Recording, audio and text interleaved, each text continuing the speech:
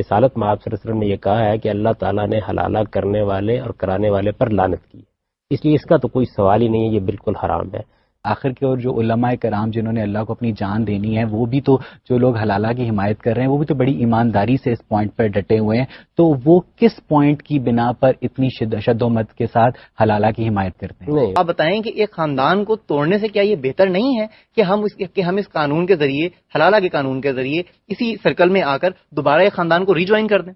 کیا as a human being یہ حق دیا جا سکتا ہے کسی کو کہ وہ کسی اور شخص کو مارے، کسی اور شخص کو پیٹے، حالانکہ یہ حق دیا گیا اسلام کے اندر؟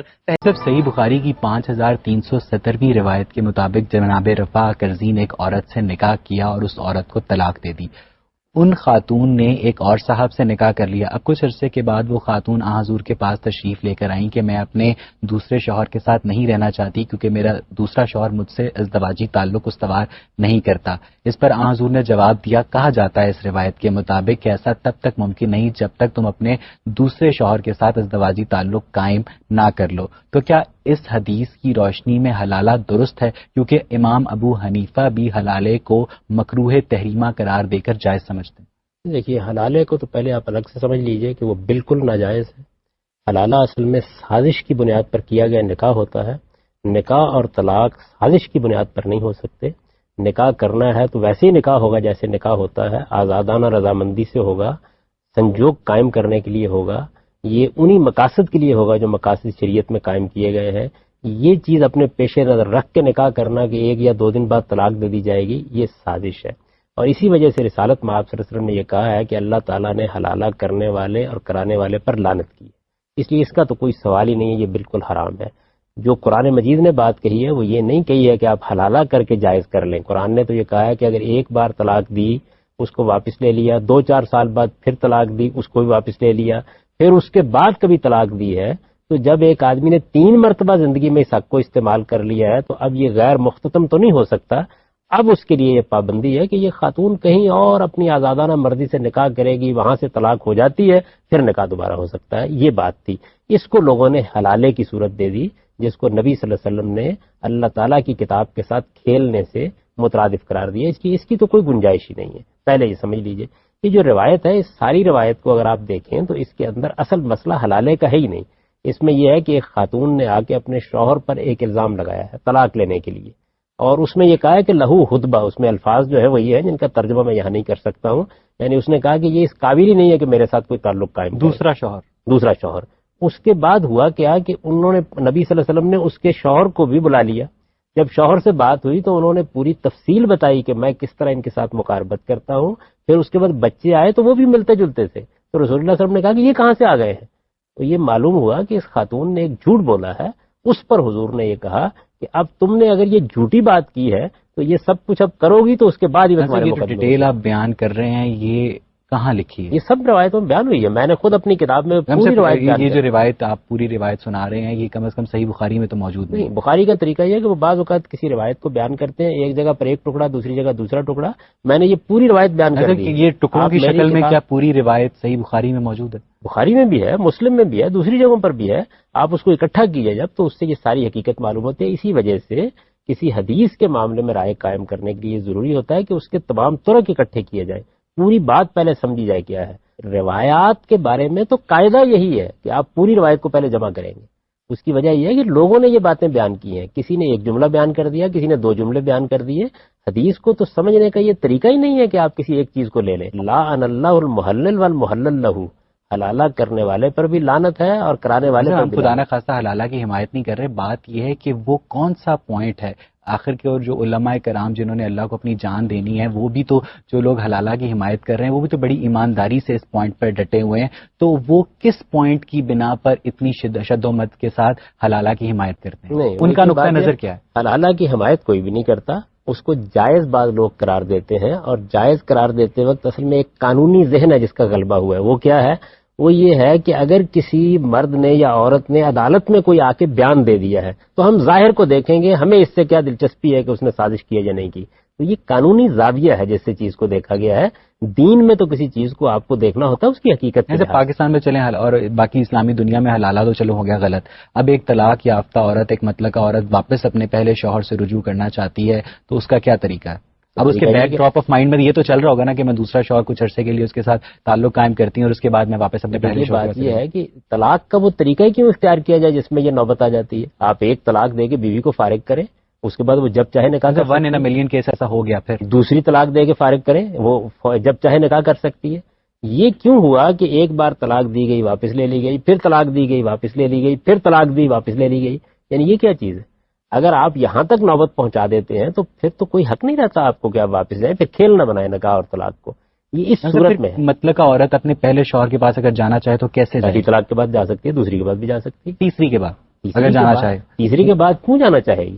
یعنی ایک شوہر نے اس کو طلاق دی, پھر اس کے بعد واپس لی, پھر 2-4 سال بعد طلاق دی, پھر واپس لی, پھر اس کے بعد اب طلاق دے دی ہے, تو پھر تو کچھ سزا ملنی چاہیے. جو حتمی طور پر طلاق ہو گئی, مرد اور عورت کو اپنے رشتے کی جو خوشگوار لمحات ہیں وہ ساتھ گزارے ہوئے یاد آئے, اور کہتے ہیں نا کہ کسی کی قدر تبھی یاد آتی ہے آپ کے پاس جب وہ موجود نہیں ہوتا. کہ طلاق ایک دے, آپ نے 3 دی کیوں؟ حتمی طور پر طلاق ہو گئی, 3 طلاقیں ہو گئی, طلاق ہو جاتی 4-5 سال بعد ایک عورت کو یہ ضرورت پیش آئی کہ وہ واپس خواہش جاگی تو کیا کرے؟ طلاق دینے سے حتمی طلاق ہو جاتی ہے. جی بالکل. یعنی جب عدت گزر جائے گی تو عورت الگ ہو جائے گی, وہ کہیں نکاح کر سکتی ہے, اور چاہے تو اسی مرد سے دوبارہ نکاح کرنے کے بعد اگر وہ واپس اپنے پہلے شوہر سے نکاح کرنا چاہے. میں تو گزارش یہ کر رہا ہوں, کسی کے پاس جانے کی ضرورت ہی نہیں. اگر آپ نے طلاق اسلام کے بتائے ہوئے طریقے کے مطابق دی ہے تو آپ نے ایک طلاق دی ہوگی نا, اس کے بعد کہیں دوسری طلاق کی نوبت آئی ہوگی.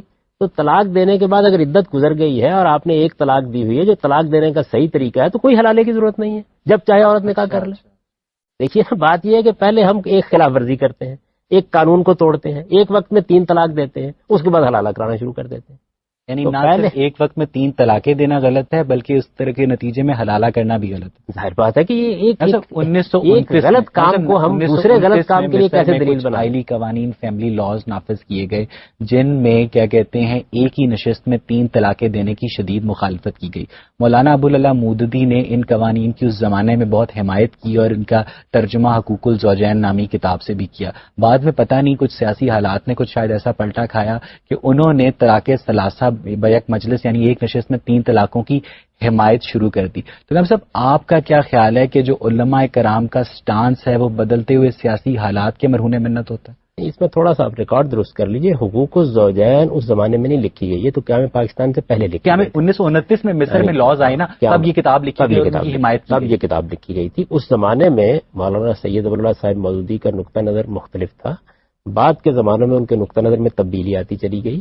اس میں یہ یقینی بات ہے کہ بہت سے عوامل کام کرتے ہیں, اور آپ کا یہ خیال بھی درست ہو سکتا ہے کہ اس میں سیاسی عوامل نے بھی اپنا کام کیا, لیکن ہمیں تو استدلال کو دیکھنا ہے. جو دلیل دی گئی ہے وہ دلیل اگر پہلی ان کسی تحریر میں مضبوط ہے تو ہمارے لیے سر آنکھوں پر, اور اگر بعد میں کوئی مضبوط بات ہے تو سر آنکھوں کے اوپر. کسی بھی صاحب علم کی کسی چیز کو پڑھتے وقت ہم تو یہ دیکھیں گے اس کی دلیل کیا ہے. وہ دلیل مضبوط ہونی چاہیے, اگر وہ دلیل مضبوط ہے تو وہ کسی کی رائے ہے اس کو قبول کر رہے ہیں.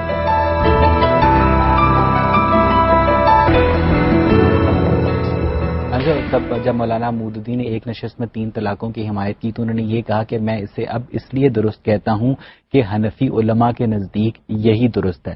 اب سچویشن اب یہ ہے کہ پاکستان کا جو فیملی لا آرڈیننس ہے 1962 کا, اس میں عورت کو ایک نشست میں 3 طلاقیں دینے کی شدید مخالفت کی گئی ہے, جبکہ پاکستان کی جو اکثریتی آبادی ہے وہ حنفی فقہ سے تعلق رکھتی ہے, اور اکثریتی آبادی کو شاید یہ بھی نہیں معلوم کہ ان کا جو فقہی قانون ہے وہ ان کے ملکی قانون سے مختلف ہے. دیکھیے مولانا مودودی کا استدلال بھی اس سے بہت مختلف تھا, انہوں نے جو مخالفت کی وہ بھی بہت مختلف دلائل کی بنیاد پر کی. روشنی ڈالا. یعنی وہ تو یہ کہہ رہے تھے کہ دیکھیے اس معاملے میں اگر قانون سازی ہونی ہے تو اس قانون سازی میں اہل علم کی آراء کو شامل ہونا چاہیے. اس کمیشن پر بھی ان کو اعتراض تھا, اور یہ اعتراض کرنے کا ان کو حق تھا. اعتراض غلط بھی ہو سکتا ہے اور صحیح بھی ہو سکتا ہے. اصل چیز یہ ہے کہ جو انہوں نے آرگومنٹ دیا ہے, جو دلیل دی ہے, اس کو ہم دیکھیں. ہماری سوسائٹی میں زیادہ تر حنفی علماء ہیں, عام طور پر انہی کا فتویٰ چلتا ہے, لوگ انہی کے مطابق رائے قائم کرتے ہیں. اسٹیٹ کو اگر قانون سازی کرنی ہے تو اس معاملے میں ایک بڑا ڈیبیٹ ہونا چاہیے, بہت بڑے پیمانے پر اہل علم کو اس میں آراء دینی چاہیے. تو میرا احساس یہ ہے کہ جب تک آپ اس پورے پروسیجر کو اختیار نہیں کریں گے آپ لوگوں کا اعتماد نہیں بحال کر سکتے. آئلی قوانین سر درست نہیں ہیں, ان میں بہت سی خامیاں ہیں, ان کو بھی درست کرنے کی ضرورت ہے. وہ بھی بہرحال ایک ایسے زمانے میں بنائے گئے تھے جس میں رد عمل کی نفسیات میں لوگ مبتلا تھے, تو دونوں طرف کچھ غلطیاں موجود ہیں, دونوں کی اصلاح کرنا رد عمل انگریزوں کی طرف سے نہیں, رد عمل اصل میں بے شمار پہلوؤں سے پیدا ہوتا ہے. بعض اوقات ایک چیز پہ بحث ہو رہی ہے, جیسے ہمارے حدود آرڈیننس کا معاملہ ہوا, حدود آرڈیننس کے معاملے میں 2 انتہائیں وجود میں آ گئی تھی. تو رد عمل ہماری اپنی سوسائٹی میں موجود ہوتے ہیں، یعنی خواتین، ترقی پسند لوگ، اسلام پسند لوگ جن کو کہا جاتا ہے، ان کے باہمی مناقشات سے بعض اوقات بات خراب ہو جاتی ہے. ٹھیک ہے سر، اگر ہم علمی طریقہ اختیار کریں چیزوں کو جائزہ لینے کا تو کبھی یہ نوبت نہ. ٹھیک ہے سر، جی آپ پوچھیے. آپ نے آج کے پروگرام میں یہ بات کی کہ ہمیں ضرورت ہے خاندان کی، ہمیں ضرورت ہے ایک ایسی فیملی کی کہ جو اسٹیبلشڈ ہو، اس کے اندر غصے میں آ کر یا کسی جذبات سے مغلوب ہو کر دی گئی ہوئی طلاق کی کوئی شرعی اور قانونی حیثیت نہیں ہوتی ہے بقول آپ کے. دوسری طرف آپ یہ کہتے ہیں کہ اگر طلاق اسٹیبلش ہو گئی ہے 3 دفعہ الگ الگ مواقع پر طلاق دی جاتی ہے اور وہ اسٹیبلش ہو گئی ہے تو اس کے بعد حلالہ کرنا وہ بھی حرام ہے.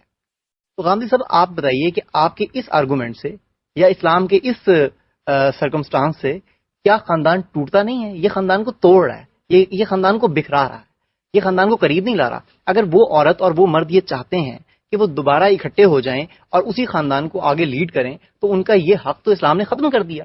آپ بتائیں کہ سوسائٹی کیسے چلے گی اور بچے کہاں جائیں گے اور یہ سب کچھ جو سب کچھ آپ نے مجھے بتایا ہے. پہلے آپ مجھے یہ بتائیے گا کہ اس سارے سرکل کو تو خود ہمارے جو قوانین ہیں وہ خود توڑ رہے ہیں، تو حلالہ کیوں حرام ہے؟ ہمارے قانون نے تو کچھ نہیں کیا، قانون کی خلاف ورزی سے مسائل پیدا ہوئے ہیں. قانون تو یہ تھا کہ آپ ایک وقت میں ایک طلاق دیں، اور جب آپ نے طلاق دے دی ہے اگر عدت میں آپ واپس نہیں لینا چاہتے، عدت گزر جائے گی، بیوی الگ ہو جائے گی، آپ جب چاہیں دوبارہ نکاح کر سکتے ہیں. ہم اس قانون کی پہلے خلاف ورزی کرتے ہیں، اس قانون کو پہلے توڑتے ہیں، اس کے بعد اپنے لیے مسائل پیدا کر لیتے ہیں. تو ہمیں چاہیے یہ کہ پہلے تو ہم قانون کو ٹھیک طریقے سے سمجھیں، ایک بات. دوسری چیز یہ ہے کہ کوئی بھی قانون جب بنایا جاتا ہے تو اس کو کبھی غیر محدود نہیں بنایا جا سکتا.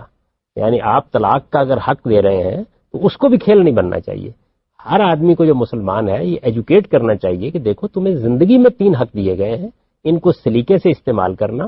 اگر تم پہلا حق استعمال کرنے کے بعد دوبارہ رجوع کر لو گے تو پھر تمہارے پاس 2 حق اور باقی رہیں گے. دوسرا بھی استعمال کر سکتے ہو، اس کو استعمال کر لیا تو پھر ایک ہی باقی رہ جائے گا اور پھر تمہارے لیے اس بیوی کے ساتھ زندگی بسر کرنے کا کوئی موقع باقی نہیں رہے گا. لیکن دیکھیں نیت تو غلط نہیں ہے نا. اگر ایک شخص ریپینٹ کر رہا ہے اللہ تعالیٰ بھی گناہ معاف کر دیتا ہے. تو آپ بتائیں کہ ایک خاندان کو توڑنے سے کیا یہ بہتر نہیں ہے کہ ہم اس قانون کے ذریعے، حلالہ کے قانون کے ذریعے اسی سرکل میں آ کر دوبارہ ایک خاندان کو ریجوائن کر دیں؟ دیکھیے بات یہ ہے کہ خاندان کو قاعدے سے درست ہونا چاہیے. کسی چیز کو ایک طرف سے نہیں حاصل کیا جاتا، اس کو تمام پہلوؤں سے درست ہونا چاہیے. تو ہمارے ہاں جو طلاق کا قانون ہے، میں آپ کو اطمینان دلاتا ہوں کہ اگر لوگ اس کی پابندی کریں، میں نے تو اس کے لیے تجویز کیا تھا کہ طلاق نامہ باقاعدہ بنا دیا جائے تاکہ اس میں خلاف ورزی ہونے کا امکان ہی نہ رہے. آپ ایک بار اس کو ٹھیک طریقے سے نافذ کر دیجئے، اس کی نوبت ہی بہت کم آئے گی. اور اگر کسی جگہ اس کی نوبت آتی ہے تو اس میں بھی راستہ تو کھلا ہے. پھر ٹھیک ہے وہ خاتون کہیں شادی کرتی ہے اتفاق سے، وہاں سے اس کو طلاق ہو جاتی ہے، آ جائے گی دوبارہ. لیکن آپ ایک گھر کو برباد ہونے سے بچانے کے لیے قانون کے پورے مزاج کو خراب نہیں کر سکتے. لوگوں کو تنبیہ ہونی چاہیے کہ یہ کوئی لامتناہی سلسلہ نہیں ہے کہ آپ طلاق دیتے رہیں اور نکاح کرتے رہیں. اس کے بعد اگر تعلقات حلالہ کے بعد رکھے جاتے ہیں تو وہ ناجائز ہوں گے، آپ یہ کہہ رہے ہیں؟ دیکھیے نکاح کرنا جائز ہی نہیں ہے نا. نکاح کے کچھ قاعدے مقرر کیے گئے ہیں. نکاح کیسے آپ نے کرنا ہے؟ ظاہر ہے آپ اس نکاح کے طریقے کو چھوڑ کر کسی اور طریقے سے نکاح کریں گے، مثلا مہر مقرر نہیں کرتے، آپ اس کے حقوق ادا کرنے کے لیے تیار نہیں ہوتے، تو وہ بھی ظاہر ہے قابل دستاندازی پولیس جرم بن سکتا ہے. ایسے ہی بہت سے معاملات ہیں کہ جن کے اندر آپ قانون کی جب خلاف ورزی کریں گے تو اس کو روکا جائے گا. قانون بناتے وقت اصل میں یہ نہیں کیا جاتا کہ کوئی ایک چیز یا کوئی ایک جذبہ آپ پر غالب آ جائے. قانون پورے کے پورے نظم کو سامنے رکھ کے بنایا جاتا ہے. نہ طلاق کا حق ایسا حق بن جائے کہ جس کے نتیجے میں لوگ کھیل کھیلنا شروع کر دیں، نہ طلاق لوگوں کے لیے مذاق کی چیز بن جائے، لوگ اس کو ایک سنجیدہ معاملہ لیں، اس کے لیے کچھ موقع مقرر کیے جائیں، لوگوں کو پہلے سے اس کے لیے ایجوکیٹ کیا جائے. جب آپ ان کو اچھی طرح ایجوکیٹ کر دیں گے تو پھر وہ اس کی خلاف ورزی نہیں کریں گے. ایک ریلیشنز میں آپ ایک تصور پیش کرتے ہیں کہ شوہر کا ایک درجہ بلند ہے. صاحب کیا ایز اے ہیومن بینگ یہ حق دیا جا سکتا ہے کسی کو کہ وہ کسی اور شخص کو مارے، کسی اور شخص کو پیٹے؟ حالانکہ یہ حق دیا گیا اسلام کے اندر. پہلے کہا گیا کہ اگر عورت تمہارے ساتھ مطمئن نہیں ہے، تم عورت کے ساتھ مطمئن نہیں ہو تو تمہیں چاہیے کہ اس سے ملنا جلنا چھوڑ دو، اس سے بات چیت بند کر دو. دوسرے نمبر پر اس سے ہم بستری ختم کر دو، اور تیسرے نمبر پر یہ کہ اس کو مارو. تو یہ رائٹ اسلام نے دیا. یہ کیوں دیا؟ آپ نے ساری بات جو ہے جو اصل بات تھی اس کو بالکل ایک دوسرا رخ دے دیا. جس چیز پر اسلام میں تادیب کا حق حاصل ہوتا ہے، ماں باپ کو بھی حاصل ہوتا ہے، ریاست کو بھی حاصل ہوتا ہے، شوہر کو بھی حاصل ہوتا ہے، وہ نشوز ہے. اس کو کہتے ہیں سرکشی. اس کا مطلب یہ ہے کہ اولاد ماں باپ کے مقابلے میں کھڑی ہو گئی ہے. اس کا مطلب یہ ہے کہ ایک شہری ریاست کے مقابلے میں کھڑا ہو گیا ہے، اور اس کا مطلب یہ ہے کہ ایک بیوی نے شوہر کو شوہر ماننے سے انکار کر دیا. تو یہ کوئی اختلاف ہو جانے کی چیز نہیں ہے.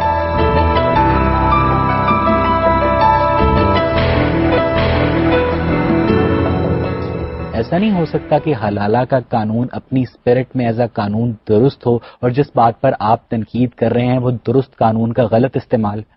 یقیناً ایسا ہی ہے. یعنی حلالہ کا قانون درست ہے. حلالہ کا قانون کا مطلب کیا ہے؟ حلالے کا قانون ایک ہے سازش کر کے نکاح کرنا. یہ تو ہر حال میں ناجائز ہے، یہ تو کوئی قانون ہی نہیں ہے. تو لوگوں نے اس کو پیدا کر رکھا ہوا ہے.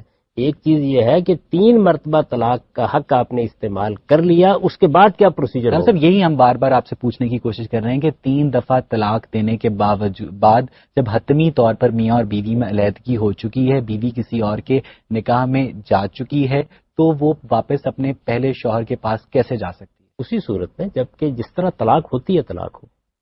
دیکھیے نا، آپ اگر اس عورت نے نکاح نہیں کیا پھر وہ اپنے واپس شوہر کے پاس جانا چاہتی ہے؟ نہیں جا سکتی. اس کی وجہ یہ ہے کہ آپ کو کوئی ایک حد لگانی پڑے گی نا. یعنی کیا آپ یہ طریقہ اختیار کریں گے کہ جس کا جی چاہے ہزاروں مرتبہ طلاق دیتا رہے واپس کرتا رہے؟ یہ اصل میں شوہر پر حد لگائی گئی ہے کہ وہ سوچ سمجھ کر طلاق دے. اسے معلوم ہونا چاہیے کہ اب کیا صورتحال پیدا ہو جائے گی. طلاق کوئی مذاق نہیں ہے. کسی قانون کو مذاق بنا لینا یہ چیز ہے جس کو قرآن روکنا چاہتا ہے. یعنی طلاق ایک irreversible قانون ہے، ریورسیبل قانون نہیں ہے. 2 صورتوں میں تھا نا، 2 شکلوں میں تو آپ کو حق دیا گیا تھا. آپ نے اس معاملے کو یہاں تک پہنچایا کیوں؟ کسی انسان کے جذبات، احساسات اور اقدامات پہ کوئی قدغن لگنی چاہیے. جب آپ بالکل کھلا چھوڑ دیتے ہیں تو پھر لوگوں کے لیے طلاق اور نکاح ایک مذاق بن کے رہ جائیں گے. اس لیے 2 مرتبہ تو آپ کو حق حاصل تھا. آپ چاہتے تو جب چاہتے نکاح کر لیں. دیکھیں، آپ نے ایک پروگرام میں خود ہی فرمایا تھا کہ کسی بھی صحیح قانون کا غلط استعمال کرنا کیا کہتے ہیں انسان کے لیے ہر حال میں ناممکن نہیں ہوتا، کیونکہ وہ بہرحال انسان ہے. ایک مرد اگر روز ایک شادی کرتا ہے اور روز ایک طلاق دیتا ہے تو ٹیکنیکلی لیگلی وہ درست کر رہا ہے، اس کے اوپر آپ کوئی قدغن نہیں لگا سکتے. اخلاقی طور پہ وہ غلط کر رہا ہے. نہیں، میں نے یہ عرض کیا تھا کہ ہمارے لیے ہو سکتا ہے کہ اس کے خلاف قانونی کارروائی کرنا مشکل ہو. جی بالکل. یہ حلالے میں بھی ہو سکتا ہے. فرض کر لیجئے کہ کچھ لوگوں نے سازش کر کے نکاح کر لیا ہے، عدالت میں آ گئے ہیں، بیانات دے دیے ہیں، تو میں کیا کر لوں گا؟ اور عدالت کیا کر لے گی؟ عدالت تو بیانات لے گی. جب آپ مجھ سے سوال کر رہے ہیں کہ خدا کیا چاہتا ہے، تو میں یہ کہتا ہوں کہ خدا سازش کے نکاح کو جائز نہیں قرار دیتا. جب آپ کہتے ہیں قانون کیا کرے گا، تو قانون تو یہی کرے گا کہ جو ظاہری حالات ہے اس کی بنیاد انسانوں کے ہاتھوں میں جو غلط استعمال ہے اس کی مذہب مذمت کرتا ہے. نہیں، مذہب ایک طرف سے یہ چاہے گا کہ یہ خدا کا قانون ہے، لوگ خدا سے ڈرتے ہوئے خدا کا تقوی اختیار کر کے صحیح طریقے سے قانون کو استعمال کریں. لیکن جب تک وہ خدا سے ڈرتے ہیں اس وقت تک تو کوئی امکان نہیں کہ غلطی کریں گے. اگر وہ خدا کے ساتھ معاملہ اپنا غلط کر بیٹھتے ہیں اور ہماری عدالت میں آ جاتے ہیں تو عدالت تو ظاہر کی بنیاد پر فیصلہ کرے گی. سوال یہ بھی تو پیدا ہوتا ہے نا کہ وہ علماء جو اس بات کا اعلان کرتے ہیں کہ وہ اللہ کی راہ میں حلالہ کریں گے، وہ سارے کیا کہتے ہیں اپنے دینی فہم کے اوپر، اپنے دینی سٹانس کے اوپر غلط ہیں. میں نے تو عرض کر دیا کہ اللہ کے پیغمبر نے یہ کہا ہے کہ یہ کام جو آدمی کرتا ہے اس پر خدا کی لعنت ہے، اس لیے کہ یہ خدا کو دھوکہ دینا ہے. آپ 2 چیزوں کو الگ الگ کیجئے. ایک چیز یہ ہے کہ اللہ تعالیٰ کے معاملے میں ہمیں کیا کرنا ہے، اللہ تو دلوں کا حال جانتا ہے. نیت سے دوسری شادی کی تو وہ سازش پہ مبنی نگاہ ہے. اگر اپنے آپ کو سیو کرنے کے لیے دوسری شادی کی اور پھر حالات ایسے پیدا ہو گئے کہ طلاق کی نوبت آ گئی تو آپ اپنے پہلے شوہر سے رجوع کر سکتے. تو بالکل ٹھیک ہے. اس کی وجہ یہ ہے کہ اس میں تو نکاح ہوا ہے جیسے نکاح ہوتا ہے، طلاق ہوئی ہے جیسے طلاق ہوتی ہے. یہ تو ایک سازش کی گئی ہے، یعنی اندرون خانہ طے کر لیا گیا ہے کہ یہ نکاح ہوئی اس لیے رہا ہے کہ طلاق دے دی جائے. یہ چیز خدا کے قانون کے ساتھ کھیلنا. ٹھیک ہے جی، آپ کسی نابالغ لڑکی سے نکاح کرتا ہے اور وہ نکاح جائز ہے یا نہیں ہے یہ دوسری بات ہے. وہ نکاح کر لیتا ہے اور وہ اس کے ساتھ رہ رہا ہے اور وہ اس سے صحبت بھی کر لیتا ہے اور اولاد بھی ہے، تو وہ اگر اولاد نہیں سنبھال سکتی اور وہ اپنے لیے کوئی کمائی بھی نہیں کر سکتی، اگر اس کو طلاق دی جاتی ہے تو وہ کس زمرے میں آتا ہے؟ یہ دیکھیے بات یہ کہ اس نے ایک قانون کی خلاف ورزی کی ہے. ہمارے ہاں تو یہ طے کر دیا گیا ہے کہ 16 سال کی عمر لازماً ہونی چاہیے لڑکی کی اور 18 سال کی لڑکے کی. ہمارے قانون میں طے ہے. ایسا کوئی معاملہ اگر ہوگا تو قانون کی خلاف ورزی ہوگی. لیکن اب کیونکہ کر لیا اس نے قانون کی خلاف ورزی، نکاح بھی ہو گیا ہے، اولاد بھی ہو گئی ہے، تو ہم اس کو اب کالعدم تو نہیں قرار دے سکتے. اس کے ساتھ حالات کے لحاظ سے نمٹیں گے. لیکن ہم اس چیز کو یقینی کیوں نہیں بناتے کہ ہم اس پہ کوئی ایسی چیز یہ اسلامی طور پہ مسلط اس قانون پہ کر دیں کہ وہ چیز جو ہے پہلے تو کہ وہ ہو ہی نہ، اور اگر ہوتی ہے تو اس کی جو تلافی ہے اس کو یقینی بنایا جائے. ایسی قانون سازی کرنی چاہیے. دیکھیے ابھی قانون سازی کچھ ہوئی ہے، آپ مزید قانون بنا سکتے ہیں. جو قانون کی خلاف ورزی کی صورتیں ہوتی ہیں انہی میں اصل میں اسٹیٹ کا اختیار بھی ہے اور پارلیمنٹ کو اس میں اپنا کردار بھی ادا کرنا چاہیے کہ وہ کیا کیا چیزیں ہیں جس میں لوگ قانون کی خلاف ورزی کرتے ہیں، اس سے کیا ظلم پیدا ہوتے ہیں، ان کے لیے ہمیں چاہیے کہ ہم قانون بنائیں۔ شریعت تمام معاملات میں قانون نہیں بناتی، وہ چند چیزوں کے بارے میں جہاں بڑی غلطی کا امکان ہوتا ہے قانون بنا دیتی ہے، باقی میں وہ ہمارے اوپر چھوڑ دیتی ہے، ہمیں قانون بنانا ہوتا ہے۔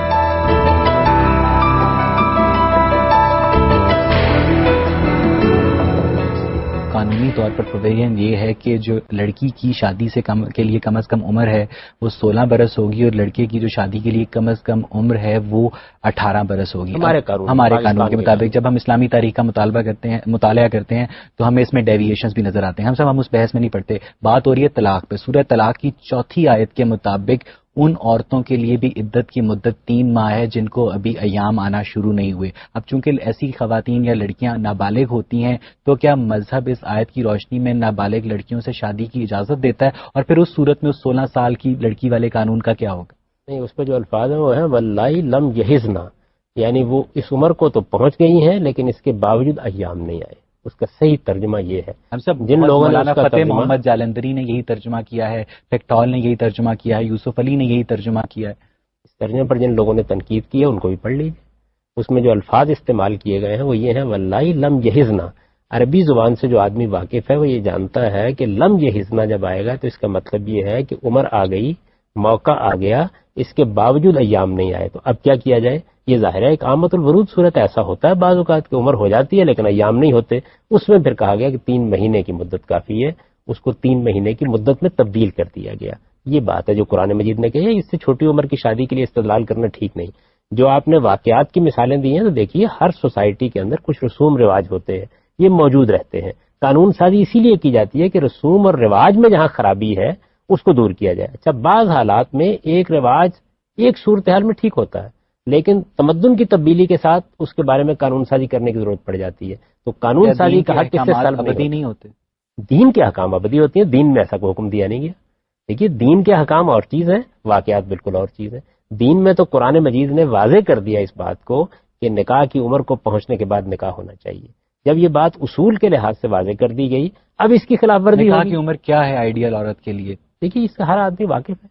اس کے معاملے میں ہمارے ہاں جو قانون سازی کی گئی ہے وہ عمومی تجربات کی روشنی میں کی گئی ہے۔ اگر اس میں کوئی تبدیلی آ جائے تو آپ قانون میں تبدیلی بھی کر سکتے ہیں، لیکن بلوغ کی جو علامتیں ہیں وہ جب ظاہر ہو گئیں، باشعور ہو گئی ایک خاتون یا ایک مرد، ان کی شادی ہو سکتی ہے۔ کیا یہ جو ہمارے معاشرے میں پریکٹس ہے کہ بعض دفعہ عورت کا جو نکاح ہے وہ کم عمری میں پڑھا دیا جاتا ہے اور اس کی رخصتی تب کی جاتی ہے جب وہ بلوغ کو پہنچ جائے، اس کو آپ کیسے دیکھتے ہیں؟ نہیں، اب تو قانون میں اس کو ممنوع قرار دے دیا گیا ہے، لیکن دیکھیے اس میں بھی کچھ مسائل ہوتے ہیں۔ آپ جس جاگیردارانہ سوسائٹی میں رہتے ہیں، بسا اوقات وہاں دیہاتی لوگوں کے لیے اتنی مشکلات پیدا ہو جاتی ہیں کہ ان کے لیے اپنی بچی کی عزت کو محفوظ رکھنے کا اس کے سوا کوئی راستہ ہی نہیں ہوتا کہ اس کا نکاح کرنے کا۔ تو جب آپ قانون سازی کرتے ہیں، اسی وجہ سے دیکھیے اس میں قانون نہیں بنایا گیا، یعنی شریعت میں قانون نہیں بنایا۔ سوشیو اکنامک کنڈیشنز ہیں جو اس کا تعین کریں گے اس قانون کا۔ دیکھیے اسی لیے میں اسی کو سمجھانے کی بار بار لوگوں کو کوشش کرتا ہوں کہ شریعت ان معاملوں میں قانون سازی کرتی ہے جو ابدی ہو سکتے ہیں، جو ہمیشہ رہ سکتے ہیں، باقی معاملات کو آپ پر چھوڑ دیا جاتا ہے۔ اس میں سماجی حالات، عمرانی حالات، کسی سوسائٹی میں تمدن اس وقت کس مقام پر کھڑا ہے، ایک قبائلی معاشرے میں آپ کو بڑے اور طرح کے قانون بنانے پڑیں گے۔ آپ اس وقت دیکھیے آپ کے ملک میں یہ صورتحال ہے کہ ایک علاقہ ایسا ہمارے یہاں موجود ہے جس کے لیے آپ کو آئین میں استثناء پیدا کرنا پڑا ہے۔ آپ کو فاٹا کا علاقہ آئین میں استثناء پیدا کرنا پڑا ہے۔ وہاں آپ کی صوبائی حکومت کی جورسڈکشن نہیں ہوتی، وہاں آپ کی کورٹس کی جورسڈکشن نہیں ہوتی۔ کیوں؟ وجہ کیا ہے؟ آپ کو قبائلی رسوم روایات کے لحاظ سے کچھ اقدامات کرنے پڑے۔ میں اس کی تائید نہیں کر رہا، میں یہ آپ کو بتا رہا ہوں کہ قانون سازی کرتے وقت آپ کو اپنے معاشرے کو دیکھنا ضروری ہوتا ہے۔ اس میں بھی سامنے تو یہ آیا نا کہ جب کلچرل ٹریڈیشنز اور ریلیجن آپس میں انفیوز کرتے ہیں تو ایک عجیب و غریب قسم کا سسٹم آف پریکٹس وجود میں آتا ہے جس میں مذہب کو، کلچر کو، ریلیجن کو علیحدہ علیحدہ آئیڈینٹیفائی کرنا قریب قریب ناممکن ہو جاتا ہے۔ تو ایسی صورتحال میں علماء کے درمیان جو ڈویژن ہے وہ بھی نیچرل ہے، کیونکہ ہر عالم کا جو کیا کہتے ہیں مکتبہ فکر ہے اور جو ذہنی کیا کہتے ہیں استعداد ہے وہ مختلف ہے۔ تو ایسی صورت میں کیا دین کی ایک واحد پکچر پیش کرنا اجتہادی معاملات میں یا کیا کہتے ہیں قانونی معاملات میں ممکن نہیں؟ کیوں کیا جائے؟ دیکھیے بات یہ ہے کہ انسانوں کو سوچنے کا راستہ بند کیوں کرتے ہیں آپ؟ اس کے لیے جو طریقہ ہے وہ طریقہ یہ ہے کہ پارلیمنٹ میں قانون سازی کر لیجیے۔ پارلیمنٹ میں جس تعبیر کو اکثریت حاصل ہو جائے گی وہ قانون بن جائے گی۔ اگر آپ کسی ایک چیز پہ اصرار کریں گے تو اس کے نتیجے میں دیکھیے نا، وہ پھر اصرار کرتے وقت آپ کسی کو اتھارٹی دیں گے جب اتھارٹی کسی کو دیں گے تو پوپ وجود میں آ جائے گا، یعنی پھر آپ کو پاپائیت کو ماننا پڑے گا، اس کے علاوہ کوئی راستہ نہیں۔ حامدی صاحب، دین اسلام کے مطابق اسلام نے سارے آئلی قوانین کو نکاح اور طلاق کی صورتوں کو متعین کر دیا ہے، اور آپ نے بھی مثالوں سے سارے کنڈیشنز کو واضح کر دیا ہے۔ میرا آپ سے سوال یہ ہے کہ پاکستانی معاشرے میں جب ایک عورت طلاق لینا چاہتی ہے یا خلا کی صورتحال پیدا ہو جاتی ہے تو پھر نکاح نامے کی کیا شرعی حیثیت رہ جاتی ہے جب آپ گواہوں کی موجودگی کو اہم گردانتے ہیں یا باقی نیتوں کو یا اس کے اقرار کر لینے کو شوہر کے یا بیوی کے ایک اہم حیثیت حاصل ہو جاتی ہے، تو پھر یا تو اس کی تنسیخ کر دی جاتی ہے نکاح نامے میں کہ عورت کو ہم نہیں حق دیتے کہ وہ طلاق دے دے یا وہ خلا لے لے، تو پھر جب وہ اس کا حق ہی ایک تحریری طور پر بھی اسے چھین لیا جاتا ہے تو پھر شرعی طور پہ تو ویسے بھی اس کی کوئی حیثیت نہیں ہے، تو پھر کچہری میں یا کورٹس میں اس کے ساتھ اس طرح استحصال ہوتا ہے، تو اس بارے میں آپ کیا کہیں گے؟ یہاں تھوڑی سی غلط فہمی ہو رہی ہے میری بہن۔ جو نکاح نامہ ہے ہمارا، اس میں خلا کے حق پر کوئی پابندی نہیں لگائی گئی، لگائی بھی نہیں جا سکتی، یہ تو شریعت کا دیا ہوا حق ہے، یہ ہر عورت کے پاس موجود ہے۔ اس میں تفویض طلاق کا ایک کالم ہے، اس کا مطلب یہ ہے کہ کیا عورت یہ حق لینا چاہتی ہے کہ وہ جب چاہے اپنی طرف سے طلاق دے دے، تو اس کو بعض اوقات کاٹ دیا جاتا ہے، تو وہ آپ کو حق حاصل ہے۔ آپ اگر چاہتی ہیں کہ وہ حق آپ لیں تو آپ کو نکاح نامے کو پڑھنا چاہیے اور اس کے اوپر اس کے لحاظ سے دستخط کرنے چاہیے۔ ہماری سوسائٹی کا دباؤ چونکہ اس معاملے میں بہت زیادہ ہوتا ہے، والدین پسند نہیں کرتے، عام طور پر معاشرہ پسند نہیں کرتا، اسی کو پیش نظر رکھ کر میں نے یہ تجویز پیش کی تھی کہ اس پروسیجر سے عورت کو گزارنے کی بجائے اور عدالتوں میں دھکے کھلانے کی بجائے ہم قانون سازی ایسی کر دیں کہ جس کے نتیجے میں اس کو طلاق حاصل۔ اچھا، بات یہ ہے کہ ایک ملک میں ہونے والی شادی یا ایک ملک میں دی جانے والی طلاق کو دوسرے ملک کے عدالتی نظام کے لیے کس طرح ایکسیپٹیبل بنایا جا سکتا ہے، کیونکہ سچویشن اس وقت مزید کمپلیکیٹڈ ہو جاتی ہے جب مسلمانوں کے مکاتب فکر آپس میں ایک نظام طلاق پر متفق نہیں ہوتے، تو وہ کس طرح ایک نظام طلاق کا مطالبہ، جیسا کہ آپ کہتے ہوتے ہیں کہ میں امریکہ میں اپنی مرضی سے نکاح اور شادی کے طلاق کے معاملات نہیں کر سکتا، تو امریکہ کس طرح آپ کو اجازت دے سکتا ہے جب تک مسلمان آپس میں ایک نظام طلاق پر متفق نہیں ہو سکتے، یا دوسرے مغربی ممالک اس بات کو کیسے الاؤ کر سکتے ہیں؟ کہ مسلمان جو وہاں رہ رہے ہیں ان کو یہ معلوم ہے کہ وہاں کے قوانین ان کے دین کے مطابق نہیں ہیں، اس لیے یہ فیصلہ تو ان کو کرنا ہے کہ وہاں جائیں یا نہ جائیں۔ امریکہ نے جو قانون بنا رکھا ہے میرے نزدیک تو جہاں تک ان قوانین کا تعلق ہے جس میں کسی گروہ کے مذہب کے معاملات زیر بحث آتے ہیں، وہاں کوئی اس نوعیت کا قانون بنانا نہیں چاہیے۔ ہر گروہ کو، ہر مذہبی نقطہ نظر کے حاملین کو حق ہونا چاہیے کہ وہ اپنے طریقے پر نکاح اور طلاق کے معاملات کریں۔ ٹھیک ہے صاحب جی، آپ پوچھیے۔ عورت کے پاس طلاق کا مطالبہ کرنے کی بجائے طلاق دینے کا حق ہونا چاہیے، کیونکہ اگر وہ طلاق کا مطالبہ کرتی ہے اور اگر اس کا شوہر اسے طلاق دینے کو راضی نہیں ہے تو اسے کورٹ کچہری کے چکر لگانے پڑیں گے، جو کہ معاشرے میں اس کی بہت بدنامی ہوگی۔ تو اس کے لحاظ سے آپ کیا کہنا پسند کریں گے؟ اسی وجہ سے میں نے یہ تجویز کیا تھا اور اس بات کو بار بار بیان بھی کیا، اس پر بہت بحث بھی ہمارے معاشرے میں ہوئی، اس پر کچھ پروگرام بھی ہوئے، لوگوں نے اعتراضات بھی کیے، لیکن میں نے یہ عرض کیا تھا کہ اس کے لیے ہمیں قانون بنا دینا چاہیے تاکہ عورتوں کو اس مشقت سے بچا لیا جائے۔ یہ قانون بنانے کا ہم کو حق ہے، اس میں کوئی چیز شریعت کے خلاف نہیں ہے، لیکن مطالبہ ہی کرنا چاہیے عورت کو۔ اس کی وجہ یہ ہے کہ جو ادارہ قائم کیا گیا ہے اس میں مرد یا شوہر کی حیثیت سربراہ کی ہے، تو آپ جب کوئی ادارہ قائم کرتے ہیں، دیکھیے وہاں بھی دو لفظ استعمال کرتے ہیں، برطرف کرنے کا حق، استعفیٰ دینے کا حق۔ عورت اصل میں جب مطالبہ کرتی ہے تو کیا کرتی ہے؟ وہ استعفیٰ دے رہی ہوتی ہے، وہ یہ کہتی ہے کہ میں معافی چاہتی ہوں، میں اب اس معاہدے کو قائم نہیں رکھنا چاہتی۔ یہ کیوں کیا گیا ہے؟ تاکہ حفظ مراتب قائم رہے، یعنی جو رشتے قائم کیے گئے ہیں ان کی عزت اور ان کا احترام قائم رہے۔ ہمارے دین میں جو ایک بنیادی چیز ہے وہ حفظ مراتب ہے، یعنی ماں کا ایک درجہ ہے، باپ کا ایک درجہ ہے، شوہر کا ایک درجہ ہے۔ ہمارے ہاں خواتین یہ اصل میں اب ماننے کے لیے تیار ہی نہیں ہے کہ شوہر بھی ایک برتری کے مقام پر عزت کی جگہ پر ہونا چاہیے۔ وہ خیال کرتی ہے یہ دوستی کا تعلق ہے، اس کو قانونی شکل دے دی گئی ہے۔ اسلام کا نقطہ نظر یہ نہیں ہے، وہاں ماں باپ بھی دوستی کے مقام پر نہیں ہوتے، وہاں پر شوہر بھی اس حیثیت میں نہیں ہوتا، یہ ادارے قائم نہیں رہ سکتے اس کے بعد۔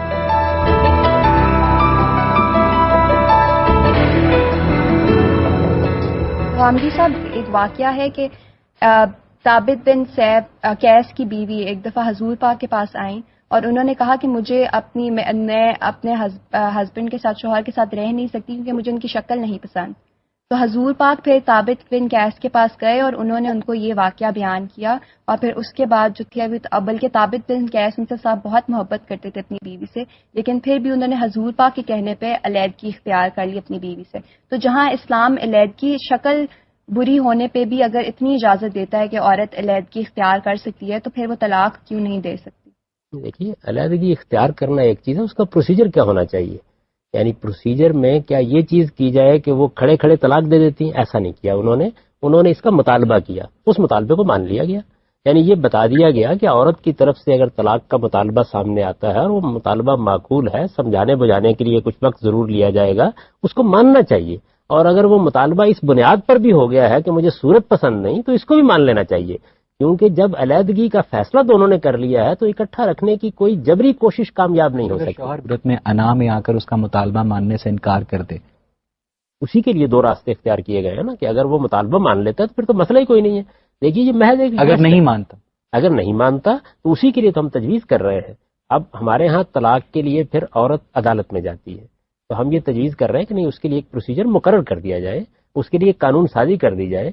यानी ये क्यों जरूरी है कि जिन मामला में कानून साजी हमें करनी है, वो क्या कानून साजी? हमने तो ये तजवीज़ किया था, शौहर नहीं मान रहा, हमने तजवीज़ किया था कि उसके बाद 120 दिन की या 90 दिन की मुद्दत मुकर्रर कर दी जाए, ज्यादा या कम भी हो सकती है, कि इस मुद्दत के दौरान में अगर वो मुतालबा नहीं मानता तो फिर आपसे आप तलाक वाक़ई हो जाएगी और अदालत। और आपने ये तजावीज़ इस्लामी नज़रियाती काउंसिल की हमने ये तजावीज़ दी थी और इसी मकसद के लिए दी थी। उसको असल में गलत तरीके से नतीजे में आपको पूरे पाकिस्तान से उलमा की शदीद तनकीद का सामना भी तो करना। उससे क्या फर्क पड़ता है? देखिए, बात यह है कि जब आप कोई जमहूर उलमा की राय को कोई जब कोई बात कहें, देखिए, जमहूर उलमा को अपनी बात दलील से कहने का हक है, मुझे अपनी बात दलील से कहने का हक है। फैसला किसने करना है? कानून बनाना है पार्लियामेंट ने। तो मैं तो ये कहता हूँ कि हमारी पार्लियामेंट को अपना किरदार अदा करना चाहिए।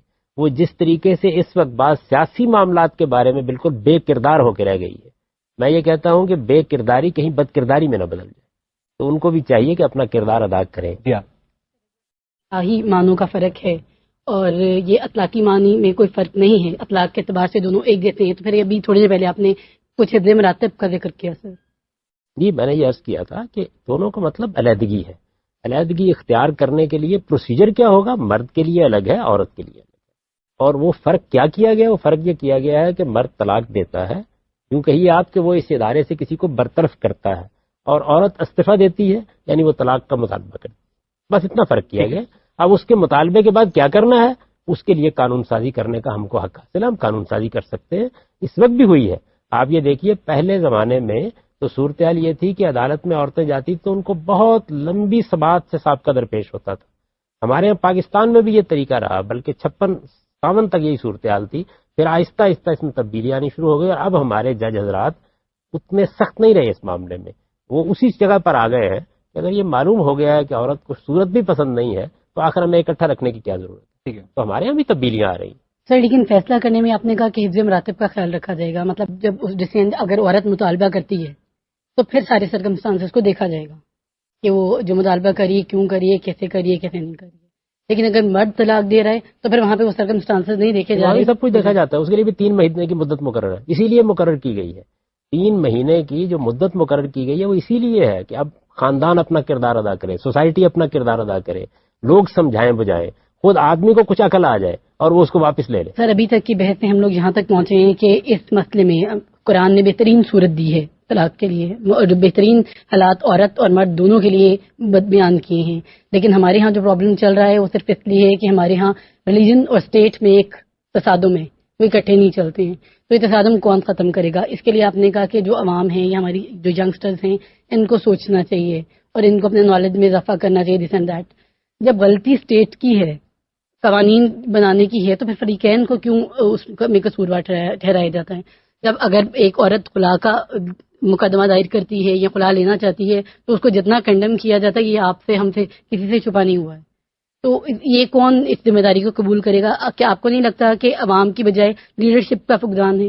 और क्या उलमा के लिए कोई खुसूसी किस्म के इंस्टीट्यूट होंगे? क्या इन लोगों में से एक साइंटिस्ट, एक इंजीनियर बनने वाला तालिब इल्म, जाहिर है वो भी मुसलमान है, कुरान पाक का वो भी वैसे ही मुताला कर सकता है, तो ये क्या कहना कि नहीं जी एक उलमा के लिए एक अलहदा से स्पेसिफाई करके एक अलहदा क्लास को डेवलप किया जाए? और हमने नताइज भी देख लिए हैं कि उसमें फिर दहशतगर्द इस तरह जो एक्सट्रीमिस्ट पैदा हो रहे हैं। तो ऐसी जरूरत नहीं। इस वजह से हुआ है कि हमारा जो अमूमी तालीम का निज़ाम है उसमें हमने इसकी गुंजाइश नहीं रखी कि एक आदमी जो ए लेवल तक या FA-FSC तक तालीम पाता है, वो अगर आलिम बनना चाहे तो बन सके, वो डॉक्टर बनना चाहे तो बन सकता है, वो इंजीनियर बनना चाहे तो बन सकता है, वो कंप्यूटर साइंस में इख्तिसास करना चाहे तो कर सकता है। ये कसूर हमारा है। ہم نے اپنے نظام تعلیم میں اس کی گنجائش نہیں رکھی. وہ فارسی میں کہتے ہیں خانہ خالی رد دیب می گیرد. جب ہم نے اس کا خیال نہیں رکھا تو پھر ہمارے علماء آگے بڑھے, انہوں نے مدرسے قائم کر لیے. تو یہ ہم اپنی ذمہ داری پوری کریں, ریاست اپنی ذمہ داری پوری کرے, علماء اپنی ذمہ داری ادا کریں, دانشور اپنی ذمہ داری ادا کریں. سوسائٹی کی اصلاح کسی ایک شخص یا ایک فرد یا ایک گروہ سے نہیں ہوتی, یہ ہم سب کو مل کے کردار ادا. یہ بتائیے کہ جو طلاق کا موجودہ قانون ہے اس میں کن کن تبدیلیوں کی ضرورت ہے ہم سے؟ تو میرے نزدیک سب سے بڑی چیز تو یہ ہے کہ ہمیں طلاق نامہ مرتب کرنا چاہیے. طلاق نامہ مرتب کر کے طلاق نامہ مرتب کرنا چاہیے, اور اس میں لوگوں کو بتانا چاہیے کہ وہ ہر حال میں ایک طلاق دیں گے. 2 طلاق 3 طلاق کا کوئی تصور بھی ان کے ذہن میں نہیں ہونا چاہیے. ایک طلاق اگر وہ دے چکے ہیں تو تب دوسری طلاق کی نوبت آنی چاہیے. یہ صورتحال ہے. محض اس کی اگر آپ اصلاح کر دیں, جس طرح ہم نے ایک نکاح نامہ مرتب کیا ہوا ہے. آپ دیکھیے جب یہ نکاح نامہ نہیں تھا اس وقت تک لوگ نکاح کرتے تھے, نکاح اس وقت بھی ہوتا تھا. اب نکاح نامہ ہم نے مرتب کر دیا تو لوگوں کے ذہن میں یہ بات راسخ ہو گئی ہے کہ آپ کو نکاح نامے کے مطابق ہی نکاح کرنا ہے. تو اگر آپ طلاق نامہ بھی مرتب کر دیں گے تو اس کے بعد لوگ قانون کی خلاف ورزی نہیں کریں گے. وہ جا کے وہاں سے ایک طلاق نامہ لیں گے, اس کو پر کریں گے, اس پر دستخط کریں گے, اور اس طرح جو قانون کی خلاف ورزی سے مسائل پیدا ہوتے ہیں طلاق کے پورے پروسیس کو آپ چینلائز کرنے کی بات اس کو پوری طرح. ٹھیک ہے, ہم سب یہاں پہ آج کی گفتگو کو سمیٹتے ہیں. ناظرین, زمانہ قدیم کے مشہور یونانی شاعر ہومر نے اپنی کتاب دی اوڈیسے میں لکھا ہے کہ جب ایک میاں اور بیوی مل کر ایک گھر بساتے ہیں اور اپنے دوستوں کے لیے باعث مسرت اور اپنے دشمنوں کے لیے باعث آزار بنتے ہیں تو اس سے زیادہ قابل تحسین بات کوئی ہو نہیں سکتی. اسی لیے طلاق کو ہر ممکنہ حد تک سماجی اور مذہبی پیراڈائم میں برا جانتے ہوئے اسے صرف ایک ناگزیر برائی کے طور پر ہی قبول کیا جانا چاہیے. اس کے ساتھ ہی اپنے میزبان اویس اقبال اور پروگرام غامدی کی پوری ٹیم کو اجازت دیجیے.